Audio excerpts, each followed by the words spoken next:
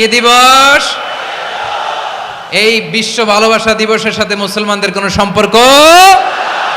এগুলোর আউটপুট হিসেবে মাঝে মাঝে এই ঢাকা মেডিকেলের ডাস্টবিনে নবজাতকের কান্নার আওয়াজ শুনতে পাওয়া যায়।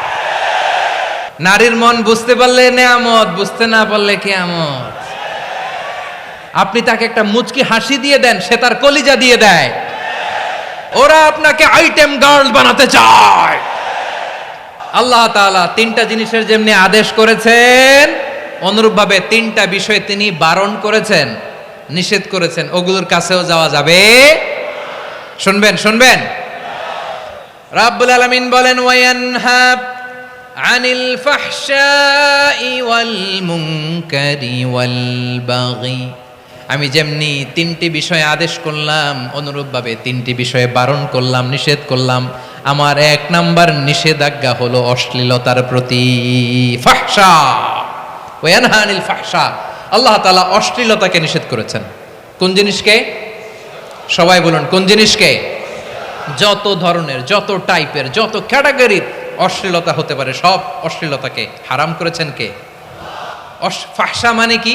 কথায়, কাজে, আচরণে, কমেন্ট, ফেসবুকের কমেন্টসে যত ধরনের নোংরামো আছে, যত ধরনের অশ্লীলতা আছে, এটাকে আরবিতে বলে ফাহশা। এটাকে কি বলে? রাব্বুল আলামিন বলেন, কুল ইন্নামা হাররামা রাব্বিয়াল ফাওয়াহিশা মা যাহারা মিনহা ওয়া মা বাতান। ও নবী, আপনি বলে দেন, আমার রব প্রকাশ্য, অপ্রকাশ্য, স্পষ্ট কিংবা অস্পষ্ট, দৃশ্যমান কিংবা অদৃশ্যমান সব অশ্লীলতাকে হারাম করেছেন। সব ধরনের অশ্লীলতা হারাম, সব ধরনের। আল্লাহ তাআলা আমাদেরকে অশ্লীলতা থেকে বাঁচান। অশ্লীলতা থেকে তিনি আমাদেরকে হেফাজত করুক, পড়েন আমিন। এবার বলেন, আমাদের সমাজে অশ্লীলতা আছে না নাই? চট্টগ্রামে নাই? আমি কই নাই, ওনারা বলে আছে।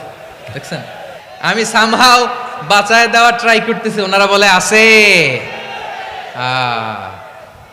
অশ্লীলতা নানা ভাবে, নানা নামে, নানা মোড়কে আমাদের সমাজে আছে না নাই?